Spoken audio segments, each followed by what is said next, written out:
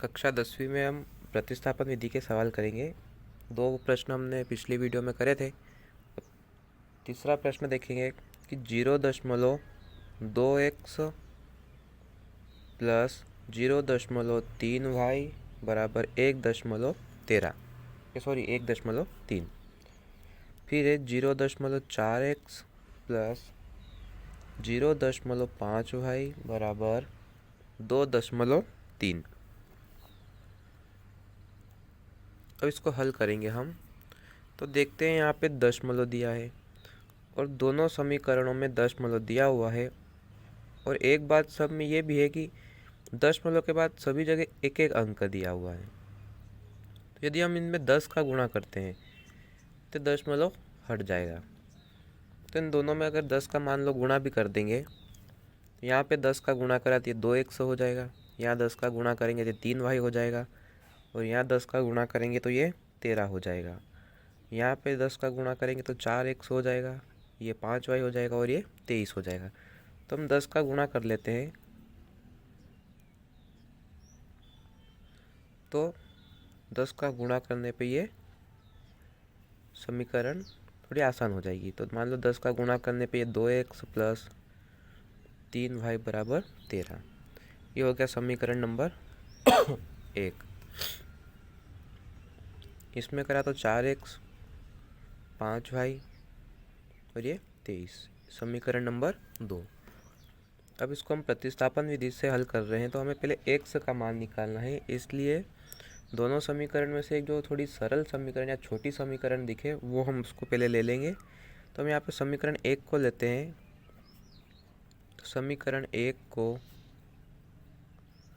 लेने पर समीकरण 1 अगर हम लेते हैं तो x की वैल्यू हम निकालेंगे तो 2x बराबर ये 3y बराबर से इधर आ जाएगा, तो ये 13 माइनस 3y।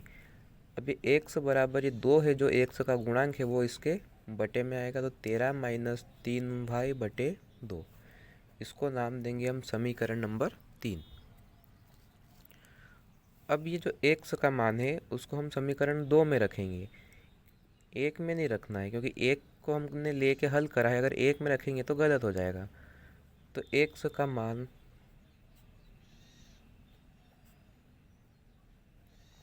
समीकरण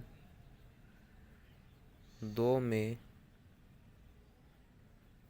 रखने पर ये 4x है, तो ये 4 और x की वैल्यू हमको 13 माइनस 3y बटे 2 दी है, प्लस 5y बराबर 23।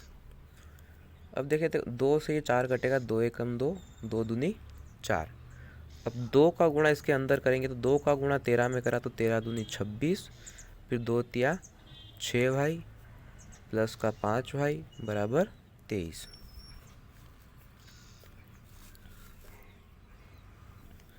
अब ये 26 माइनस का 6y और प्लस का 5y, तो माइनस प्लस माइनस हो जाएगा, तो घटेगा तो माइनस का y बचेगा बराबर 23।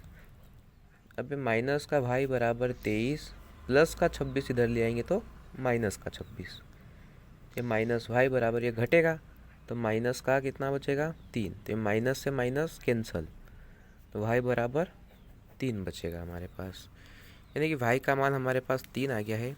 अभी जो y का मान है उसको हम समीकरण 3 में रखेंगे तो x की वैल्यू आ जाएगी। तो ये y का मान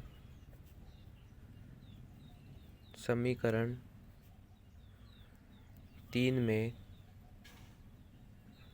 रखने पर, तो 3 में रख देते हैं। तो x बराबर 13 माइनस 3y है, तो 3 गुणित y का मान 3 है, बटे में 2 है। तो ये x बराबर 13 माइनस 3 तिया 9 बटे 2। अब 13 में से 9 को घटा देते हैं, तो ये x बराबर 13 में से हम 9 को घटाते हैं तो 4 बचेगा, बटे में 2, 2 दूना 4। तो x बराबर हमारे पास 2 आ गया। यानी कि x का मान 2 और y का मान 3 आ गया। तो यहाँ नीचे लिख देंगे कि अतः x बराबर